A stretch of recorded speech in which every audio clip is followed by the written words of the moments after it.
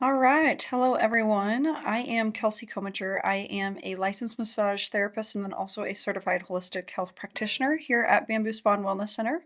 Today, I'm going to be doing a short presentation and kind of explanation of scar release therapy. This is one of the many therapies that we offer here at Bamboo, and you might hear of us incorporating it in with a massage or even as a standalone treatment as well. So here's just a little overview of what we'll be discussing today. We're going to first start off with what is scar release therapy and then talk a little bit about the devices we use called the Dolphin NeuroStims. We'll go into the anatomy of scars, the fascia system, and then get into how scars can cause physical, neurological, and emotional restrictions.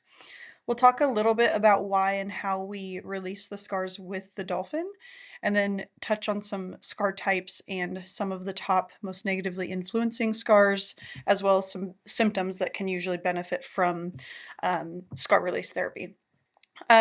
Quick tip, if you are joining us live today and you have questions, please just drop them into the chat box, and then we'll cover all the questions at the end when we have some time for a quick Q&A.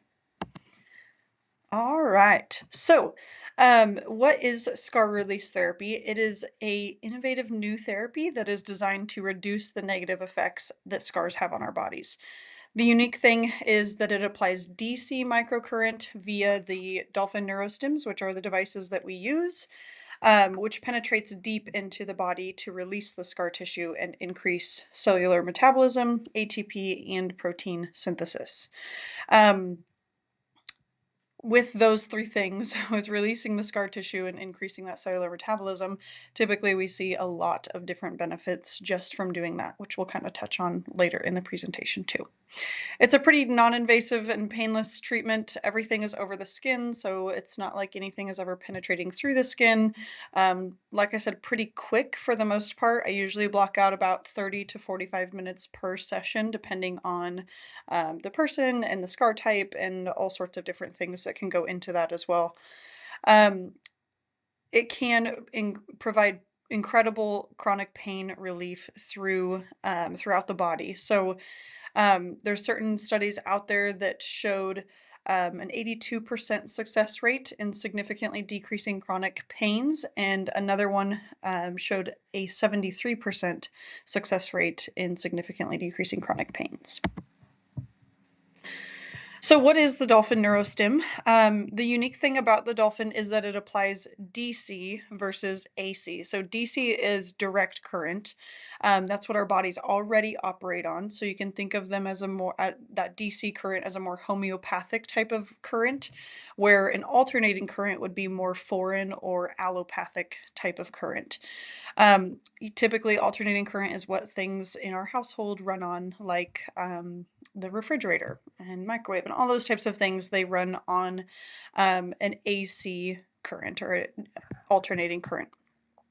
The secret with the Dolphin is that it applies 98 to 99% less voltage than any of the other devices that are out there. We always say it's like gently whispering to the body and resonating with our nervous system to really promote that deep cellular healing and pain recovery. Through studies, there's tons of different studies that they have done on the dolphins, but they have really found that it can gently relax muscles and calm the nervous system and release the scar tissues, which all in turn usually releases endorphins within the body, which is basically our natural painkillers. Scar release therapy is not the only thing that we do with the dolphins. There's many other modalities that we can do with these devices. We might use them in a bodywork session for pain and stress. We also can follow kind of a concussion and TBI recovery protocol with them. We also do vagal nerve stimulation with these devices too. So a little bit about the anatomy of scars here. I always refer to them as icebergs. What we see on the surface is only a fraction. Typically what's underneath is where we're really targeting with scar release therapy. So in the top left corner, you can see I've put three little pictures up there. On the way left side, it's going to show you a picture of healthy tissue. So you can see it's really red, really bright red. There's not really anything obstructing the pathways of, say, that nerve or the lymph fluid or anything that's running through that tissue. Um, it's very hydrated, it's very oxygenated, and it also has a very low electrical charge. However, then we go throughout life and we get injured, whether that's a true injury or trauma or even a surgery, or we'll kind of touch on some other scar types as well and how those can form later in the presentation. But point is, we get injured somehow. And then the body repairs that injury by building scar tissue. And you can see in that scar tissue at that microscopic level, it would be very, very difficult for anything to run through that, whether it's a nerve communication or lymph or circulation or energy. Any of that would be very difficult to run through that scarred tissue. When we have scars, obviously, yes, it does impair circulation, lymph flow, and another important point is that it then develops a high electrical charge. So a little bit on the intro to the fascia system. You'll hear me refer to the fascia quite a lot, probably. This is basically a connective tissue that is surrounding every single muscle, every single bone, nerve, and organ that we have. It spans literally from the top of our heads to the bottom of our feet, tips of our toes and fingers. It's everywhere. It is providing structural alignment for us and support. It's providing some flexibility and movement and overall health. Another really important thing is that it is very highly neurologically connected. So I always refer to it, especially when I'm talking to clients, as a body-wide brain. You can think of it. So it's this connective tissue that is a huge body-wide communicator, literally our brain to body connection. Fascial restrictions can happen. Obviously, that would be a restriction within that connective tissue. We typically refer to these as muscle knots. They may happen due to injury or stress, inflammation, repeated movement, posture, scars, all of those types of things. And in turn, when we have that restriction within the fascia, that can cause many things, but mainly pain, reduced mobility, emotional entrapment, and a lot of neurological dysfunction as well.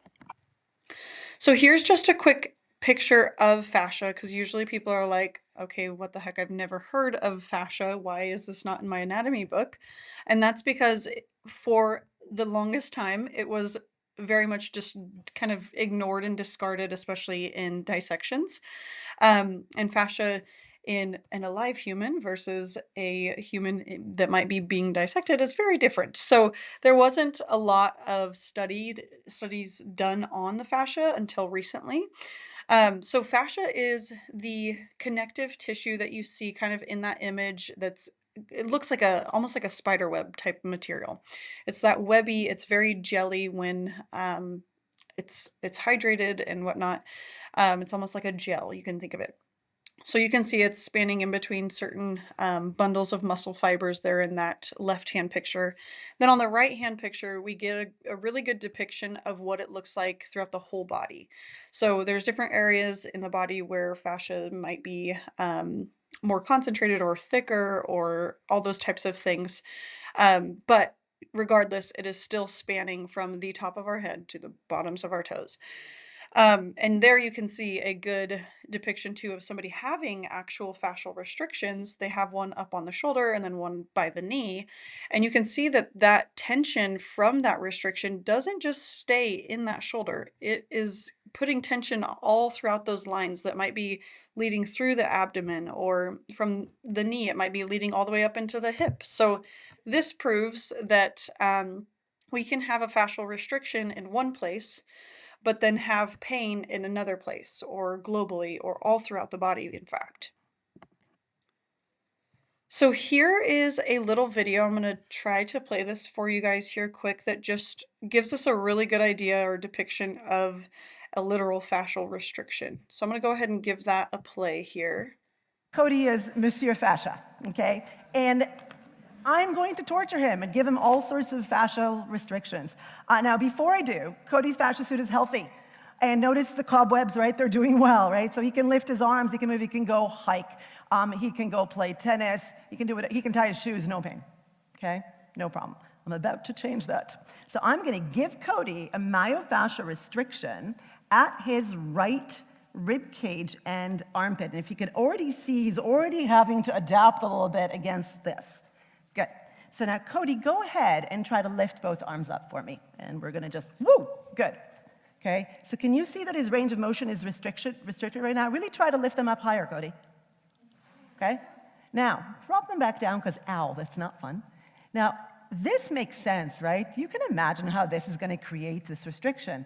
Did you notice what happened at his left shoulder over here? Uh-huh, yeah? So go ahead, lift both of them again. A fascial restriction here is causing some serious range of motion issues over here. Now let's drop that down, and I'm going to give him a fascial release and fix him up, and now, woohoo, yeah. Did you notice him kind of move his neck? That is not comfortable in the neck either. Okay, so you can see that um, fascial restrictions have a lot of influence throughout the body. So, as scars, relating this back to scars, as scars form, they use the nearby fascia tissue and other soft tissues to build back and close up the wound. And that leads to that fascial restriction that we just saw in the video. I always say, remember the iceberg effect. What we see is not it. It's body wide. So physically, scars can cause, of course, a loss of range of motion, less ease of movement, pain and numbness, and impair the lymph and circulation movement. In the picture on the left side there, I've kind of magnified what this would look like, what scar tissue would look like at a very microscopic level.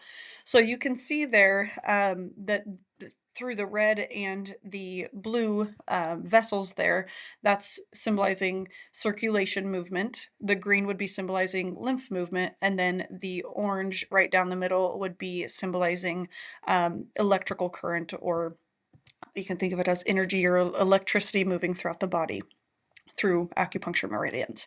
So when we have a scar, obviously that impairs all of those three things. That impairs the circulation, it impairs lymph, and it definitely impairs the energetics within the body.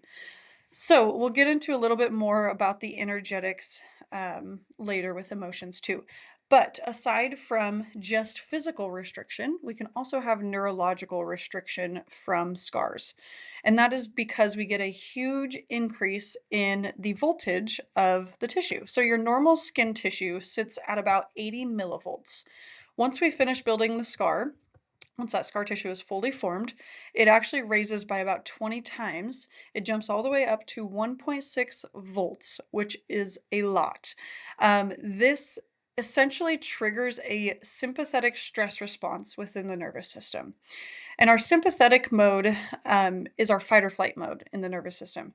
And through that, we can have body wide dysfunction just from that sympathetic fight or flight mode being constantly activated. This happens because scars will inhibit the vagus nerve from working properly. If you haven't done a little bit of research on the vagus nerve and what it is all responsible for, you definitely should. It's a huge topic right now because deservingly it should be, but because it does control a lot of our autonomic functions that happen within our body. So, speaking of autonomic, within the nervous system, we have this section of nervous system, you can think of it as the autonomic nervous system. This is what controls automatic things that happen in our body that we don't typically have to really think about to do. Um, so in that nervous system, we have two different branches. One would be, or divisions, one would be the parasympathetic division, and then one is going to be the sympathetic division. Sympathetic being that fight or flight mode. This, when our nervous systems enter into this mode, certain things like our heart rate will increase, our pupils will dilate, we completely stop digesting any food. Cognitive function is typically decreased. Immune system not worried about fighting any disease or virus or disorder within the body at all.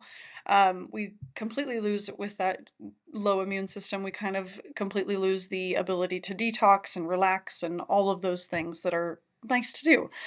Um, However, we have a vagus nerve, and once that vagus nerve is activated, you can think of it as, then all of those things basically switch and flip flop. So then we enter into parasympathetic mode. In this mode, our heart rate will slow down. We start digesting our food. Our reproductive system gets some blood flow back to it. All of those types of things that we th- don't really think about, but should be happening in our body at all times, or at least probably 80% of the day, can then happen. So, neurologically, scars can cause, in the long run, via inhibiting the vagus nerve, scars can cause a loss in digestion, a loss in cognitive function. So, you might experience like repeated brain fog or um, whatever that might be for you, too. It might even be um, you're not able to focus as easy or as much as you used to, things like that. A decrease in your immune system, so you'll probably lose some immunity if you're stuck in that uh, sympathetic mode of the nervous system. You'll lose absolutely the ability to relax, and your heart rate variable will likely decrease. I put that picture on the left hand side of what typically would cause our nervous systems to go into sympathetic mode is us running from a hungry bear. Nowadays, it doesn't even take a hungry bear. Typically, we are stressed just from entering the workplace or whatever it might be. Um, so, of course, us being constantly in that sympathetic mode, we think we're being chased by a bear when, all in reality, we are not, and we don't need to be in that sympathetic mode. We might just have a scar. Okay. So, next we'll talk a little bit here about how scars can cause emotional restrictions as well. So, for a very long time, it was just kind of this thing that we just knew of, but we never really had like this logical or like very scientific explanation to how the body holds emotion. We have always said this: the body holds emotion, the body remembers what the mind doesn't want to, all of those types of things. We hear that a lot. However, we now know that there is physical area that the body can legitimately hold emotion. A lot of that happens in the fascial restrictions. So, in the fascia system. So, on the right hand side there, you'll see a picture of two different nerves or nerve cells, I should say, that should be responding to each other. That's how we get a full phase of, say, an emotion. So we get a nerve impulse that's coming in from that left side, and then that shoots out neurotransmitters, and it should be accepted by the next communicating nerve. That's how, again, we get this whole phase or series of an emotion. However, if we have a restriction within that gap, that's called the synaptic gap, where that neurotransmitter has to travel from one communicating nerve over to the next and be accepted by the next before we can process that full emotion. If we have a restriction, though, or a blockage within that synaptic gap, obviously that's going to impair how those neurotransmitters are accepted by the next communicating nerve, if they're accepted at all. If there is a significant scarring or restriction throughout that synaptic gap, is it possible that the neurotransmitters are completely disabled from connecting to the next communicating nerve? It could be. So yes, through the fascial restrictions, we can hold on to emotion. And sometimes you'll notice that when we do scar release therapy, people can have an emotional release, meaning that we release that restriction and then those neurotransmitters are able to be accepted, and maybe they finish up the phase or realization of that emotion. Sometimes the person doesn't even know what that emotion's about, and that's totally fine. It's just the body trying to process exactly what it was going through or is going through. So here's a little bit about how we perform scar release therapy.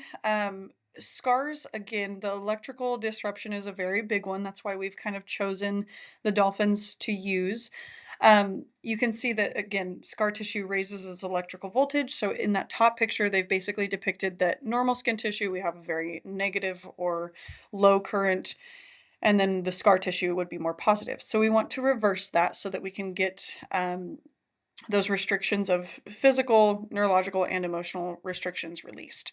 So for that, we use two different polarities via two of the Dolphin devices. We have one that sits on a constant negative polarity, and then one that sits on a biphasic polarity, meaning it's bouncing back and forth from positive to negative. So then we'll apply each of those units on either side of the scar. And once we do that, it basically administers like a game of catch with electrons. So we're getting an active current through the scar tissue. That active current is what is physically breaking down the scar, but we're also, because we're using a DC current, we're also repolarizing that scar tissue. So we're bringing it back down to that 80 millivolts. So physically, yes, we're breaking down and reducing the scar tissue in size. We're softening up that tissue. Neurologically, we are reconnecting the fascia by repolarizing the tissue. And through those two things combined, we can help the body process some suppressed emotion as well. So, why we use the dolphin is because it is, again, probably the most studied scar release therapy type out there. You can see here in this chart, it's compared to a few other techniques that are out there that you can do for scar work. That includes cupping, manual therapies, and even dry needling. In all of these cases, the published studies increase in heart rate variable, exercise tolerance, reducing trigger point tenderness, proven scar reduction, and adverse responses. It's winning. You can see that these are obvious reasons that we have chosen the Dolphin Neurostim. And here is a couple more just quick evidence-based statistics that are out there about the Dolphin Neurostim and why we've chosen it. You can see the big one there is general health has an over 100% increase. Who doesn't need more of that? And quality of life, that's a 93.2% increase. That's awesome. So those are big reasons, and vagal tone's another big one. These are big reasons why we have chosen the Dolphin Neurostim versus other techniques out there. So a little bit on scar types. I always tell people scars don't have to just come from surgeries or injuries. We can have scars in different cases as well. It could be like on the right hand side, an internal scar. You might hear that somebody goes in for, say, a gallbladder surgery or removal or whatever it might be, and surgeon may say that it was adhesed to another organ or visceral tissue. Um, that can happen again for many reasons, but things can just kind of be compact in our visceral area, and our organs can legitimately get adhered or stuck together through scar tissue. And where they should be moving over each other and by each other very nicely, we get that kind of scar tissue buildup there too.